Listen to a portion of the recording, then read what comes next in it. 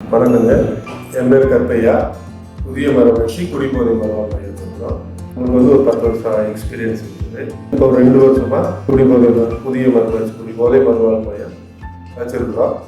முதல் பேஷண்ட் வந்தோடனே அவங்களுக்கு வந்து ஃபஸ்ட்டு உடல் ரீதியாக என்ன பண்ணணும் அப்படின்னு பார்த்தீங்கன்னா, வந்தோடனே ஒரு நாள் ட்ரிங்க்ஸை விட்டோடனே ஒருத்தவங்களுக்கு காக்காலுக்கு வரும், ஒருத்தவங்களுக்கு பார்த்தீங்கன்னா எரிச்சல் வரும், கோபம் வரும், ஃபேமிலி இப்படி விட்டுட்டாங்க அப்படிங்கிற ஒரு மனஸ்தாபம் வரும். அப்போ அது இந்த ஆல்கஹால் அடிக்கிற வரைக்கும் அதோட எஃபெக்ட் தெரியாது.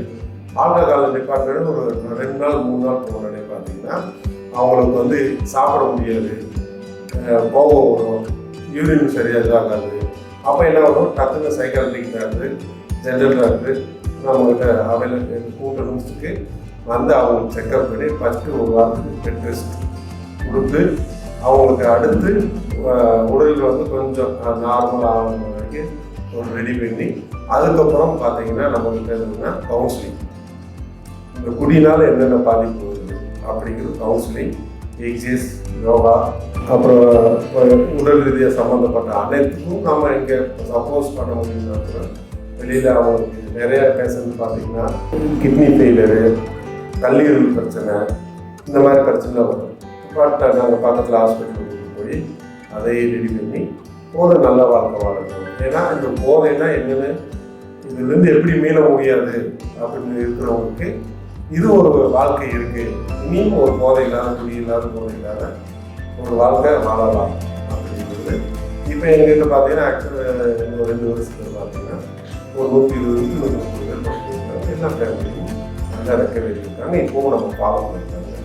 நம்ம வெளியில் போனாலும் சரி அவங்ககிட்ட ரெக்கவரி எப்படி இருக்க ஏது ஒரு பார்த்தீங்கன்னா குடியை மட்டும்தான் விட்டுருப்பாங்க.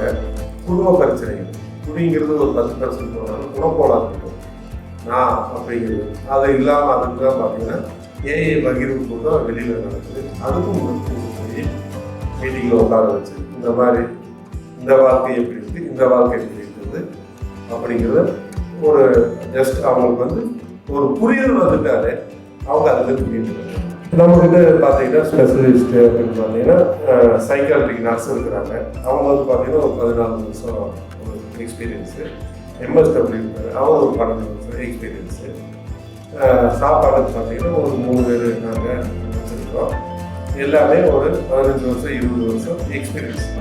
அப்புறம் பார்த்தீங்கன்னா இந்த சுகர் பேஷண்ட்டு ஒரு சாப்பிட முடியாமல் இருக்காங்க, அவங்களுக்குலாம் பார்த்தீங்கன்னா இந்த தயிர், கஞ்சி, ஏன்னா உள்ளே வந்து பார்த்தீங்கன்னா ட்ரிங்க்ஸை விட்டோன்னே எரிய ஆரம்பிக்கும் அதுக்கு நாங்கள் தயிர். அப்புறம் சில பேர் சைவம், சில பேர் அசைவம், அப்படி இருக்கிறவங்களுக்கு தனித்தனி சுகர் பேஷண்ட் சப்பாத்தி, ஏதோ நம்ம தரமான ஃபுட்டு அவங்களுக்கு தனித்தனி முறையில் பண்ணி நல்லா யாரும் வச்சு நம்ம பண்ணி செயல்படுறோம்.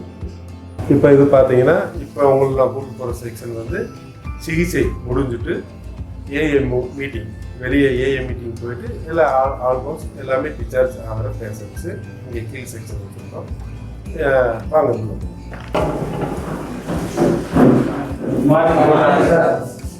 இப்போ இந்த நம்ம பேஷண்ட்ஸ்லாம் பார்த்தீங்கன்னா இவங்க எல்லாருமே இப்போ வெளியே ஏஎம் மீட்டிங் கொடுத்துட்டு இவங்களை எல்லாத்தையுமே ஒவ்வொரு ஆளுலாம் டிஸ்சார்ஜ் பண்ணுற பேஷண்ட்ஸ் இங்கே இருக்குது. இப்போ பேஷண்ட்ஸு சேஃப்டி ரொம்ப ரொம்ப முக்கியம். ஏன்னா புதுசாக வரவங்களுக்கு வந்து ஒரு எப்படியாவது வெளியில் போகணும் அப்படிங்கிறாங்க. பட் எங்களோட சேஃப்டி வந்து உங்களுக்கு காமிக்கிறேன். இங்கே பார்க்கும்போது பேஷண்ட்டு மேலே போகும். இப்போ பார்த்தீங்கன்னா மேலே பேஷண்ட்ஸ் 3 கேட்டு தாண்டி வந்துருக்கு. இது மெயின் கேட்டு. அவங்க பேஷண்ட்ஸ் பார்க்கலாம்.